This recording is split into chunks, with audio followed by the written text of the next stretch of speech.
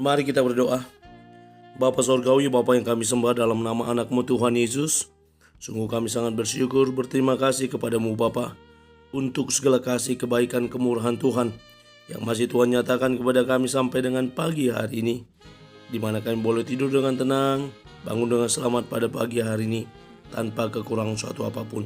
Itu semua karena kasih, kebaikan, kemurahan Tuhan yang Tuhan berikan kepada kami. Dan sebelum kami mulai aktivitas kami, izinkan kami untuk bersekutu dengan Tuhan, berdoa, memuji muliakan nama Tuhan, dan mendengarkan kebenaran firman Tuhan melalui channel YouTube ini.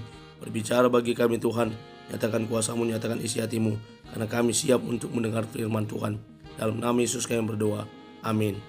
Shalom ibu bapak saudara terkasih dalam nama Tuhan kita Yesus. Semangat pagi, bertemu kembali di channel Rionando Butar-Butar dalam khotbah 5 menit aja atau kolima untuk renungan harian. Renungan pada hari ini saya ambil dari kitab Ulangan pasal yang ke-8 ayat yang ke-18. Demikian kesaksian firman Tuhan. Tetapi haruslah engkau ingat kepada Tuhan Allahmu, sebab Dialah yang memberikan kepadamu kekuatan untuk memperoleh kekayaan, dengan maksud meneguhkan perjanjian yang diikrarkannya dengan sumpah kepada nenek moyangmu, seperti sekarang ini. Tuhan memberikan kita kekuatan. Ibu bapak saudara terkasih dalam nama Tuhan kita Yesus, berbicara tentang kekuatan, jika dalam bahasa Inggris dipakai kata power. Kekuatan, power yang diperlukan oleh setiap orang untuk melaksanakan segala aktivitasnya.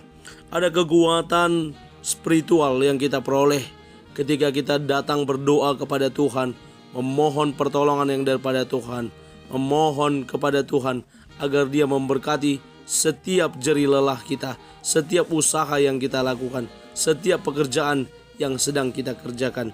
Inilah kekuatan yang di luar nalar manusia. Inilah kekuatan yang mungkin tak dapat kita bayangkan, tak dapat kita lihat, tetapi ada dalam diri kita. Itulah kekuatan Tuhan yang diberikan kepada kita. Sebagaimana nats renungan pada hari ini yang boleh mengingatkan kita bagaimana pesan Tuhan yang disampaikan oleh Musa kepada bangsa itu, bahwa mereka harus mengingat. Apa yang harus mereka ingat? Bahwa segala sesuatu yang berlaku dalam hidup mereka, bahwa segala sesuatu yang terjadi selama proses perjalanan mereka keluar dari Mesir sampai pada saat itu, mereka akan memasuki tanah Kanaan, tanah yang telah dijanjikan Allah kepada nenek moyang mereka, tanah yang penuh dengan kekayaan alam, yang penuh dengan susu dan madu yang berlimpah, dan tanah itu akan diberikan Tuhan kepada mereka. Itulah yang harus mereka ingat, Tuhan Allah mereka. Mengingat tidak hanya sekedar oh ya saya ingat Tuhan. Mengingat Tuhan berarti ingatlah untuk beribadah.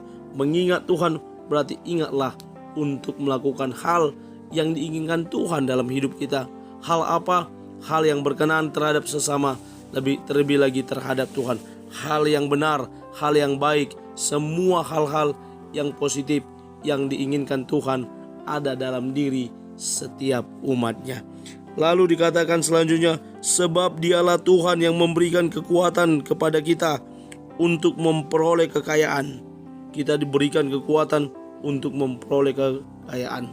Hal ini ditujukan kepada kita bahwa Tuhan memberikan kekuatan, termasuk memberkati apa yang kita kerjakan, sehingga tepatlah yang dikatakan berdoa sembari bekerja, bekerja sembari berdoa.